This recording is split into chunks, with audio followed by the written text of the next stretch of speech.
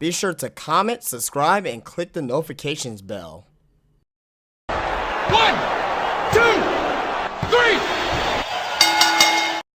Hey, what's up, guys? JD Venom here, part of Venom Nation Wrestling.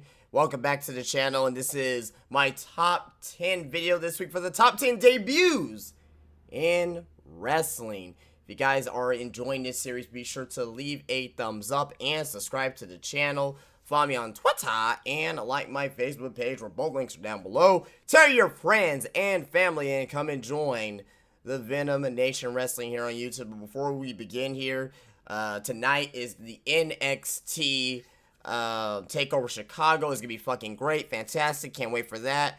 Backlash is tomorrow night.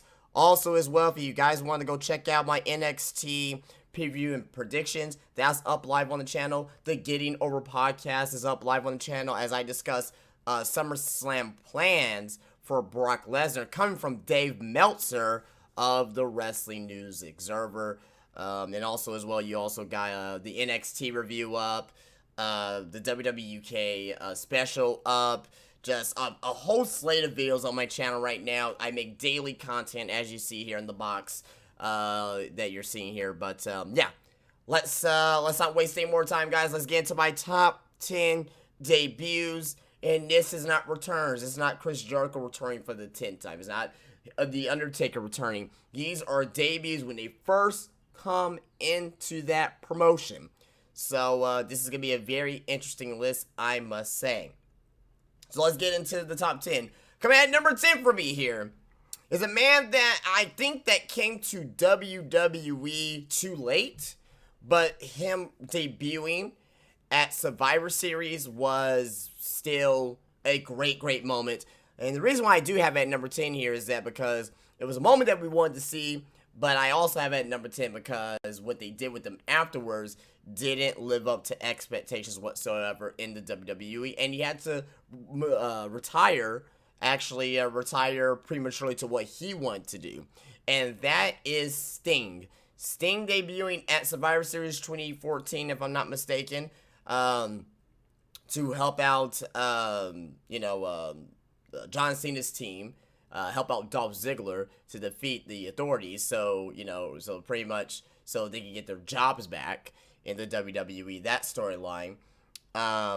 Sting came out, had a stare down with Triple H, crowd popped, I popped for it as well because I'm a huge Sting fan. I'm a very huge Sting fan. He's definitely up there, one of my top 3 WCW wrestlers. Well, he might be number 1. You know what I mean? I think I probably will have to put him as my favorite WCW wrestler of all time.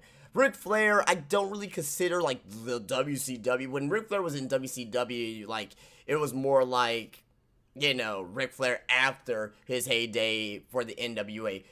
NWA Ric Flair is probably my favorite wrestler of all time. But WCW Sting, he was right there. He's number 1 or number 2. I think I'm gonna go with number 1 though, especially when he came out with Crossy. But when I saw him in WWE for the first time, when he came out, rumors was there like, oh, Sting may be debuting tonight. And sometimes you get the, you've been getting that with Sting. Remember when the Undertaker had that, I think it was like that 2011 promo. If you guys don't remember when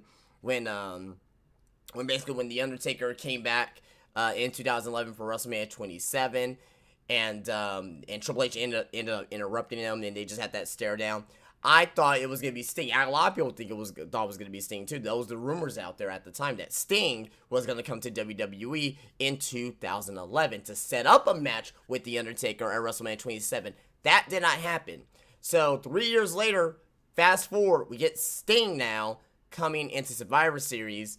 Granted, we didn't get the match of Sting and The Undertaker, but we got Sting and Triple H, which Sting lost, and Sting didn't win a match in WWE one-on-one, so that's why I said number 10, but again, I did, enjoy the moment, and it was a moment that I really much popped for. So Sting, WWE debut at Survivor Series 2014, if I'm not mistaken, comes in at number 10. Coming at number 9 is John Cena when he debuted on SmackDown against Kurt Angle. Kurt Angle, came out to the ring and, basically cut a promo and, basically call anybody out in the back.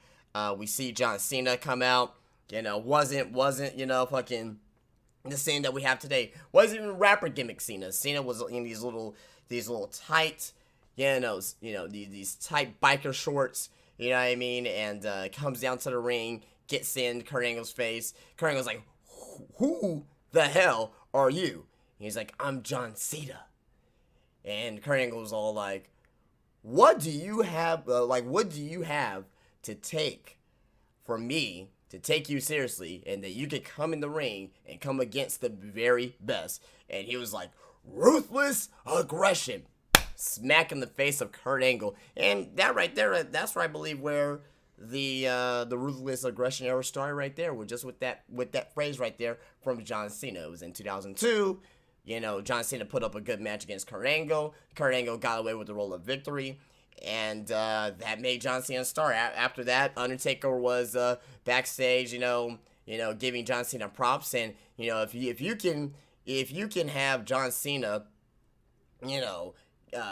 basically get put over by the Undertaker and by Kurt Angle, of letting John Cena wrestle Kurt Angle, the best at, the very best wrestler in the world at that time. Arguably, you could probably say, Benoit or, Lesnar. He wasn't really there yet. But Angle, he was the best at the time. And just having John Cena go up against him and having Angle making John Cena looking like $1 million was, you couldn't ask for more than that. But John Cena's debut against Kurt Angle at SmackDown comes in at number 9. Command number 8. Speaking of The Undertaker, is The Undertaker from the 1990 Survivor Series. Now, this debut here is just simply iconic. Rather, if you are 15 years old watching this video, or if you're 50 years old watching this video, or if you're somewhere in between, everybody knows this moment. Everybody knows that this is what began The Undertaker's career in WWE. This is what everybody knows, where The Undertaker took a gimmick on paper, which is strange, but he made it possibly the best wrestling gimmick of all time. Because The Undertaker, he had a very much sense of what the fans liked. And he was great with adapting the times. He was fantastic with adapting the times. When he needed to go, full crazy, over-the-top gimmick with the fucking Ministry of Darkness, which is possibly my favorite Undertaker of all time, he did that. And here at the 1990 Survivor Series, just the greatest line from Roddy Piper on commentary. He says, "Whoa, check out the size of those ham hocks." Fucking great, man. Comes in, gives fucking Coco Beware tombstone. First tombstone in WWE. He pinned him sideways though. The Undertaker's, puts the arms across his chest and does the eyes. It was sideways. It's just stuff that you remember. Million Dollar Man Ted DiBiase introduced him as well. How can you not have this in your top 10? This is just an iconic moment. And The Undertaker from the 1990 Survivor Series comes in at number 8. Command number 7 is a guy that was in WWE, and I actually was talking about him a little bit earlier. And if you're putting 2 and 2 together right now, it should be easy to figure out. He made his debut in a company that was on the upswing, and he left WWE because WWE felt that they didn't want him to be injured or have his neck broken on their watch or have him to die in the ring, because he was going through some demons at the time. But TNA gave him a shot, and this was beginning of TNA's biggest high point of their existence, and that is Kurt Angle. When he came into TNA back in, I believe it was 2006, if I'm not mistaken, it was Genesis or something like that. 2006, 2007, it was one of those years. He was in WWE in 2006. I don't remember exactly when he left, but I think, if anything, either Kurt came in at late 2006 or at the beginning of 2007. But be that as it may, it doesn't matter. Kurt Angle, when he came in to TNA and just making TNA a legit, I won't say it like a legit threat to WWE, because there was no threat to WWE, but it made TNA a viable second option. It got eyes on the product. It really did. And when you got guys over there like Kevin Nash, who was, you know, at that time over the hill, you got Jeff Jarrett, who was just, you know, we knew who Jeff Jarrett was, but he wasn't a guy that we were going to actually tune in and watch. And you had young talents like AJ Styles, Christopher Daniels, Samoa Joe, Team Canada, you know, just everybody that was there at that time. Kurt Angle made TNA legit. And the fact that he had a series with Samoa Joe, the fact that, you know, he became a heel and just became roughshod over TNA, it did great things for TNA for the short time. Now, afterwards, he started to win all the fucking titles and having that one feud with Samoa Joe, which I thought was fucking ridiculous, where Kurt Angle had all the fucking belts. I mean, I don't like that shit. The only belt that he didn't fucking have was the fucking Knockouts Championship.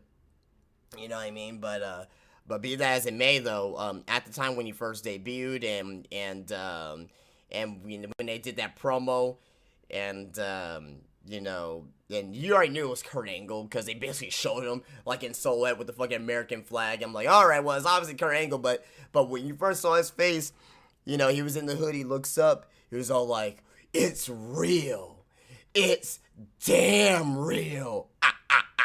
Puts the fucking mouth guard in. Yeah! Oh! I remember moments like that. And that's why Kurt Angle comes in at number 7 for me here in my top 10. Coming in at number 6 in my top 10 debuts in history, in my opinion, of course. Everybody has their own opinion. And be sure to leave your top 10s down below, because I would love to hear you guys' top 10. You know, what you think is your top 10 debuts of all time. But coming in at number 6 for me is a guy that came over from another company to the WWF at just the right time. The WWF Attitude Era was booming at the time, and he made his debut at the 2000 Royal Rumble. Now, with that being said as well, this guy who came in, he came in as a main eventer. Now, at the time when I was 11 years old at the time, I thought this guy was going to be right shot to the main event, because from what I saw from him in ECW. And the fact that, you know, afterwards he was just, I will say, buried, and after that as well made ECW look like a company that was like, oh, well, anybody that comes over there is not going to be any match for anybody here in WWF. It's Tazz. It's Tazz! Tazz comes in at number 6 for me here this week with his debut at the 2000 Royal Rumble against Kurt Angle. Now, everything has a connection on this list so far. You know, I mean, Sting's connected to the Undertaker of some sorts. John Cena was connected with Kurt Angle. Undertaker was connected with John Cena with the whole promo backstage. Kurt Angle was connected with John Cena, and Tazz is connected with Kurt Angle. I swear to God, guys, this was not supposed to be meant to be this way, but that's the great thing about wrestling. You can find connections to everybody. So, but yeah, Tazz, when he came in and he faced up against Kurt Angle, I was so pumped. I was hyped. I loved what I saw from him in ECW, because I used to watch the ECW pay-per-views as well, and from what ECW had, I thought Tazz was a killer, and, you know, he was a killer the first night against Kurt Angle, and basically, the SmackDown where he came in as ECW champion, because if you guys don't remember, he didn't come in as ECW champion. Mike Awesome was the ECW champion, but Mike Awesome went to WCW, who debuted there. Spoiler, he's not on the fucking list. Fuck that shit. When he came back to WWF at the time as the ECW champion, he had a match against Triple H.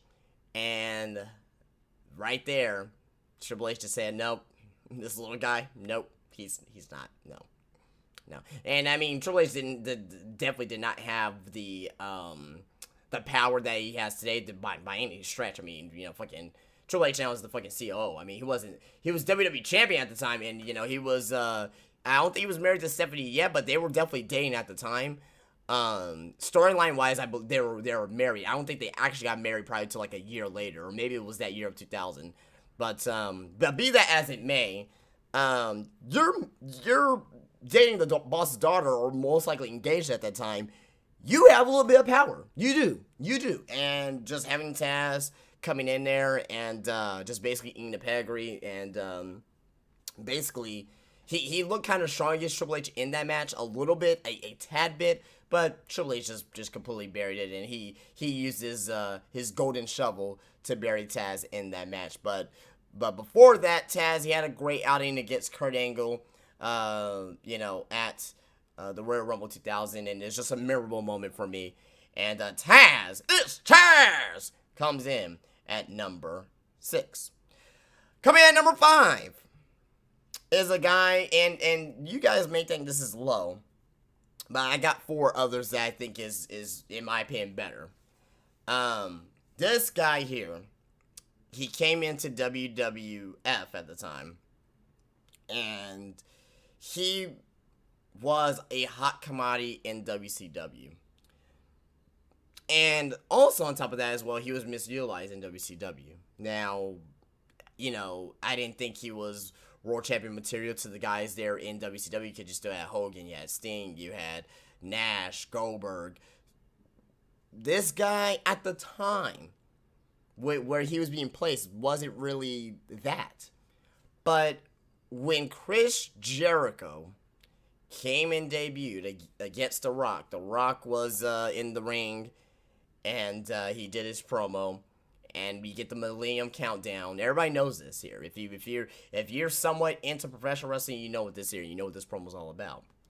But that moment made Chris Jericho a fucking main eventer. Right there. Boom. Rock, Jericho, and I always anticipated when I was younger. I was like, man, because you knew Chris Jericho can talk, and you knew the Rock was a fucking god at talking.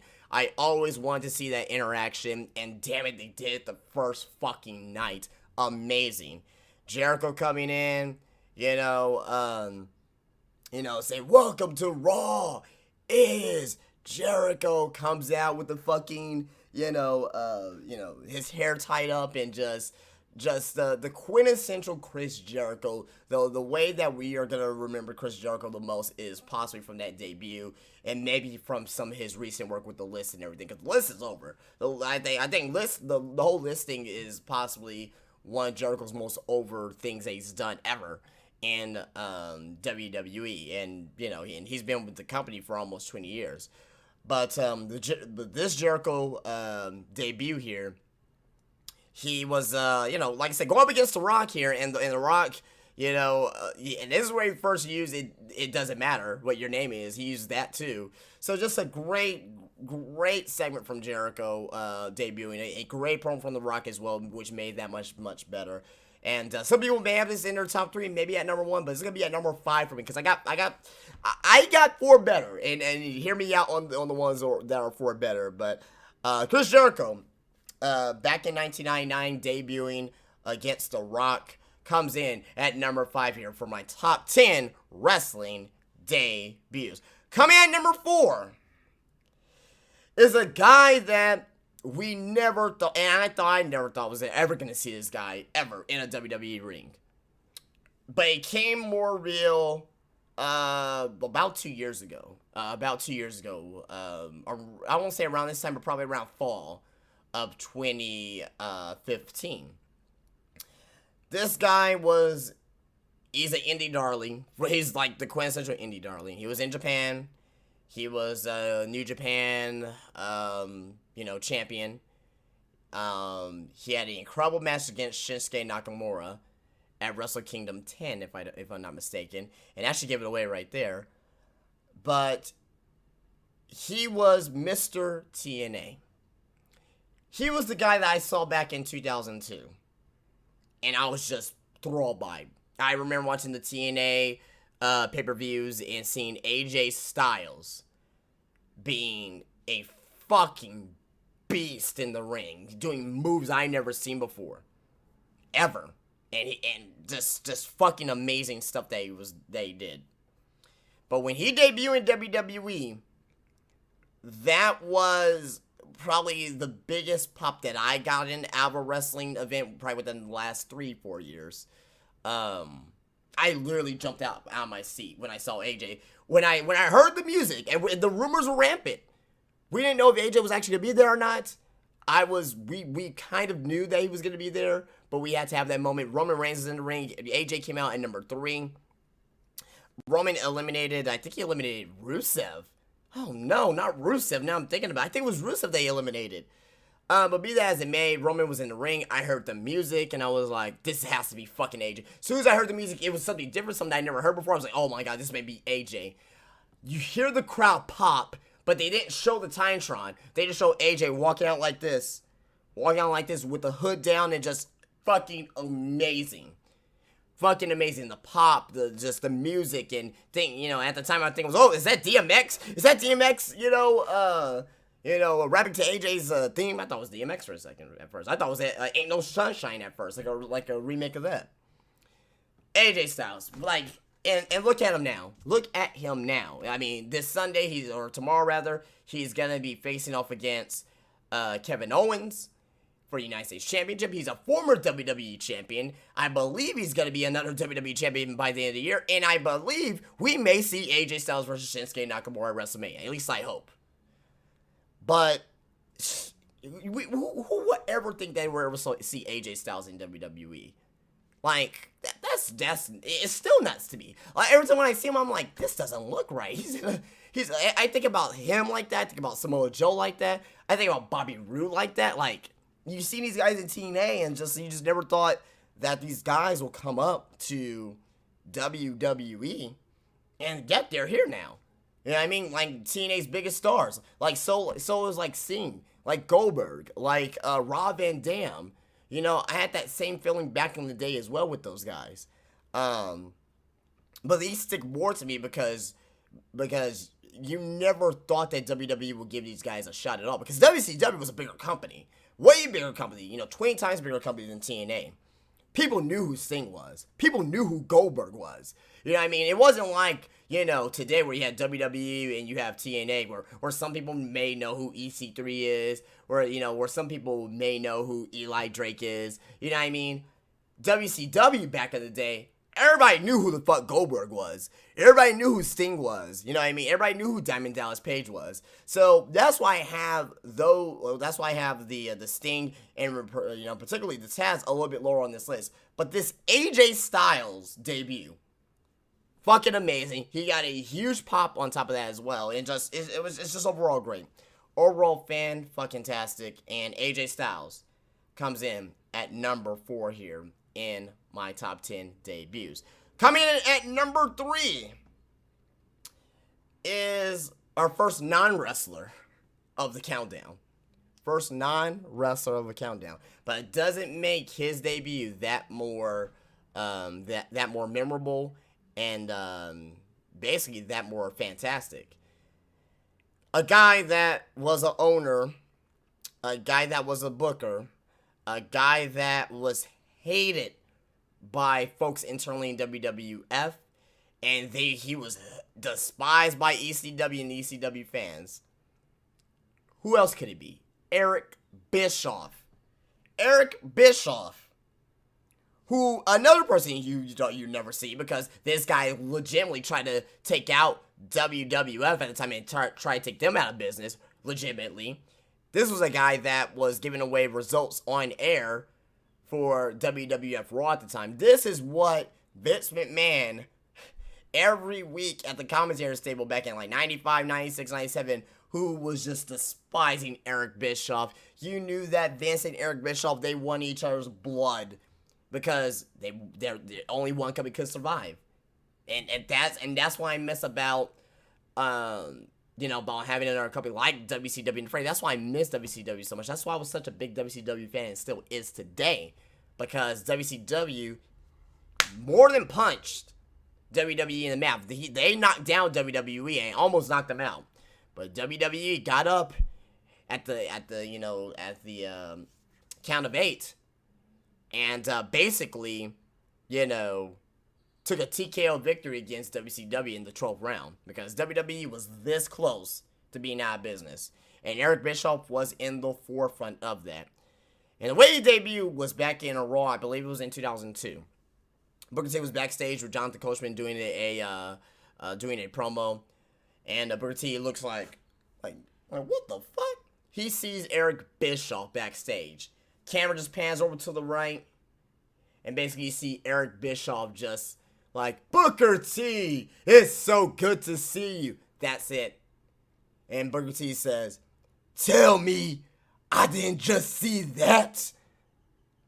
After that, Vince McMahon, on the same show, Vince McMahon announces Eric Bischoff as the new Raw general manager, and just handshaking. You hear Jim Ross like going ballistic, and fucking Jerry Lawler going ballistic, saying, we were on the same commentator's table where Vince wanted to wish death on Eric Bischoff. They were shaking hands, hugging each other, just a surreal moment. Like, if you were living back then, now again, you guys, you have to put things into perspective, because that if you're 12, 13, 14 watching this video here, you may not realize on how big this moment actually was at the time. Now you just know Eric Bischoff on shooting interviews, has his own podcast. You knew of him in WCW, you knew on how he almost took him out. But if you did not live through it and the reality of it, and Vince McMahon a year ago coming onto Monday Night Raw, the go-home show to WrestleMania, which is the best go-home show of all time, which that's another top 10 for another day. Spoiler for that, number one. The best go-home show of all time, where he comes in and says, I went out and I bought my competition. That's right, I own WCW. With the relief of Vince McMahon back then, to a year later, a little bit over a year later, shaking hands and giving Eric Bischoff a hug, mind blown. That's like if, for a reason, if Dixie Carter comes in to WWE next year, and you see her and Stephanie shaking a chance to give each other hugs, and for a reason, Dixie Carter is the new general manager of fucking Monday Night Raw. Like, what the fuck? That'll be a what the fuck moment too. I don't see that happening, but hey, never say never in wrestling, cause you never know what the fuck can happen with this business, and that is why Eric Bischoff comes in at number 3. As one of the top 10 debuts of all time. Coming at number 2 is a very memorable debut. A debut that happened in a first-time match ever in WWF history. And it was a match that saw a lot of blood. It was at a Bad Blood pay-per-view, as a matter of fact. Bad Blood 97. And that should give it away right there for you guys. But it was Undertaker versus Shawn Michaels in the first Hell in a Cell match. Undertaker got his revenge on Shawn Michaels. Well, he's about to get his revenge on Shawn Michaels. Shawn Michaels' crimson mask, bloody as hell. Undertaker just got a steel chair and smacked Shawn Michaels' unprotected chair shot at the time, because this is when WWF was just still doing those chair shots. All the way through like 2008-ish, 2007-ish, but before the whole Benoit tragedy. But be that as it may, lights go out, you hear the music for the first time, and you see Hell, Fire, and Brimstone, Kane. That's gotta be Kane! That's gotta be Kane! Kane! Undertaker's brother. Scarred body. The Kane that I want to see one more time before he retires. And I don't think we're going to see that Kane back, because he's running for mayor of Knoxville or something like that. I believe that's what it was. But be that as it may, Kane, I remember watching that pay-per-view. I remember seeing that match, that Hell in a Cell match. This is before, the internet was very vague at the time, but most of you still got your information from those hotlines. I want to go back, because I have subscriptions to the Wrestling News Observer. I want to go back and see what their build-up was, what their backstage news was for this event here, just to go back and see what he may have for that. But just amazing, just amazing. Just Undertaker's face looking shocked, with the face that we've never seen from the Undertaker before, just looking shocked into his brother's eyes. You know what I mean? And Jim Ross is like, look out, he's big as the Undertaker. Look at that size of that human being. Or is he even a human being? Just fucking great shit from Jim Ross. Kane picks up the Undertaker. Undertaker was helpless. And he spun around in circles, about to do the tombstone, just showing everybody in the crowd. Does the tombstone. Fucking Jim Ross, was like, shocking. just everybody was in awe. Shawn Michaels pins the Undertaker, and Shawn Michaels wins the first ever Hell in a Cell match like that. Kane. Now, this is the Kane that I fucking know and love. And I loved Kane back in 2002, even though it was kind of ridiculous that he got a voice. You know, he did not have the speech box. He didn't have that anymore. But back in, I guess, 2002 Kane, he kind of, you know, he kind of, you know, he was over for me. And basically, if you guys don't know, the reason why he got rid of the speech box is because X-Pac. He was like, you don't need this anymore. Use your real voice. And Kane was like, suck it. Just a lot of great moments with Kane, and he's just part of my childhood forever. He will be part of my memory forever. That moment would be part of my memory forever. But Kane's debut at Bad Blood 1997, first ever Hell in a Cell match to confront his brother The Undertaker with Paul Bearer and Tombstone his brother to help Shawn Michaels win, comes in at number 2. Before we get into our number 1 here, I just want to go over the top 10 before we get into number 1. Number 10 was Sting. Number 9 was John Cena. Number 8 was The Undertaker. 7 was Kurt Angle to TNA. Number 6 was Tazz. Number 5 was Chris Jericho. Number 4 was AJ Styles. Number 3 was Eric Bischoff. And number 2 is Kane. And coming in at number 1, top 10 debuts of all time, is my only WCW debut. I love this company to death, and I only have one debut for WCW, but it's only one that you can pick. It's only one you can pick, guys. Scott Hall. Scott Hall, who left WWF to go to WCW. Reason why this is my number 1 is because that without this moment, there will be no NWO. With no NWO, there will be no G-Generation X with Shawn Michaels and Triple H and Rick Rude in China. With no G-Generation X, there would have been no rise of Stone Cold Steve Austin, of The Rock, of the Ministry Undertaker, of Kane and Mankind. There will be no Attitude Era, guys. There will be no Attitude Era without this single moment right here, because this moment right here, Scott Hall wanted a bigger contract. Vince couldn't do the bigger contract because that he just couldn't afford it. Scott Hall said, well, you know what, hey, I gotta go. I gotta go. And that was the same thing with Kevin Nash. I said, hey, I gotta go too. When Scott Hall came into WCW, and, I don't remember the match itself, but I just remember, I remember Colonel Parker out there. I remember Colonel Parker being out there.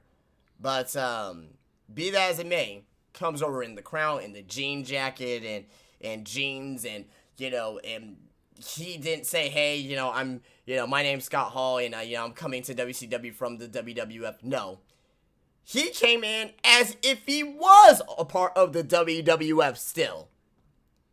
He says, hey, you know who I am, but you don't know why I'm here. Where is Steen Gene?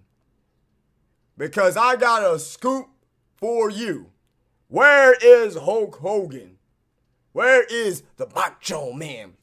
Just great shit. He said, you want a war? You got one.